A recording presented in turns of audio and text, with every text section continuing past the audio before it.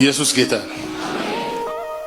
በጽናት እንድቆም እግዚአብሔርን እንዳቅ ሁሉ ነገር ተራ እንደሆነ እሱ ብቻ ትልቅ እንደሆነ እንዲገባኝ አደረገ።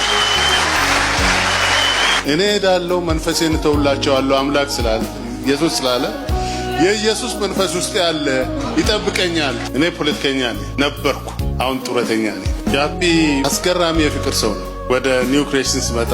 እኔ ምክር ቤት አፈጉባኤ ነበርኩ። የመጣሁበት ምክንያት አለ። ገና ወደ ምክር ቤት ሳልመጣ ኦሮሚያ ፕሬዝዳንት እያለሁ አንድ ቀን አስቸጋሪ ሁኔታ ይገጥመኛል። በጣም አስቸጋሪ ሁኔታ። ያን አስቸጋሪ መድረክ አለፍኩና እድሜ ልኬን አስቸጋሪ ስቃይ አሳልፍ ያለውና ምን አሰቃየኝ፣ አሁን ሪዛይን ማድረግ አለብኝ ብዬ ወደ ቤት መጣሁ።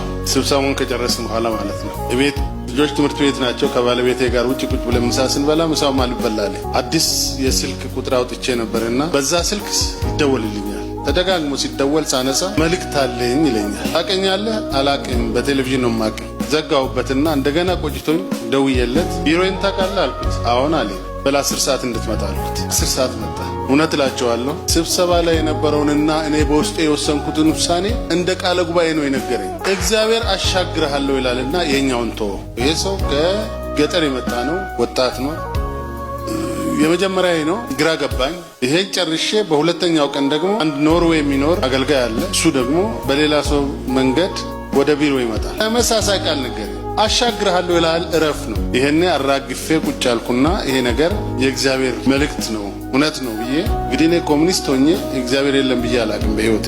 ምክንያቱም የ6ኛ ክፍል ተማሪ ሆኜ ሰፈራችን ወንጌል ሲሰበክ ሄጄ ተደብድቤ ወጥቻለሁ።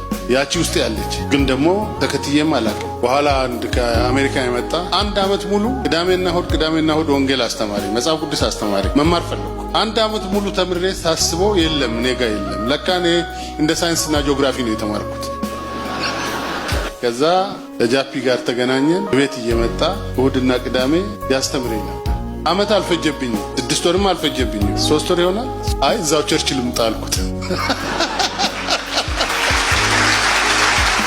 ሁለተኛው ዙር ተጠማቂ ነው።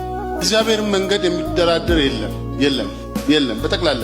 ጃፒ ሞዴል መሆን የሚችል ሰው ነው። ሞዴል የሚሆነው ለምንድን ነው? እውነትም ኢየሱስ የተከተለውን መንገድ የጌታን የአባቱን ፍቅር ያሳየበትን መንገድ እያሳየ ያለ ሰው ነው። እዚህ ትልቅ አባታችን አገልጋያችን ነው። ከዚህ ወጥተን ስፖርት ቦታ ስንገናኝ ደግሞ ጓደኛችን ነው። ቤት ስንገናኝ በችግርም ሆነ በደስታ ጓደኛችን ነው። ለእኔ ብቻ አይደለም ለሁሉ።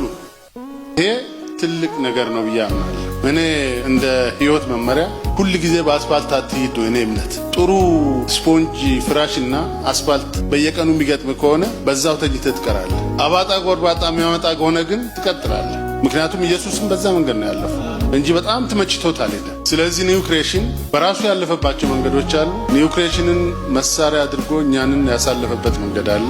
ስለዚህ ጃፒ እንዳሁኑ ሞዴል ሆነ ትቀጥላለህ። የዚህ ተገልጋዮችን ሞዴል ሆነን እንቀጥላለን ብዬ አምናለሁ። ተነግሮ ማለት ብዙ ነገሮች እንዳልፍ እድል ሰጥቶኛል። ኢየሱስ ክርስቶስ ስራውን ጨርሻለሁ አላለም ለሐዋርያቶቹ።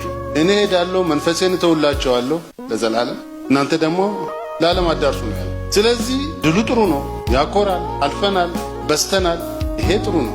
የሚቀጥለው 10 ዓመት ደግሞ የት ነው የምንሄደው የሚለውን በደንብ ማሰብ ያስፈልጋል እያልኩ ያለሁት። ባገኘነው ድል እንዳንረካ በሱ እናመስግን፣ ለሚቀጥለው እናስብ። እግዚአብሔር ደግሞ ይረዳናል። እንቀጥል። እንኳን ለ12ኛው ዓመት በጋራ ደረሰን። እንግዳ አይደለሁም።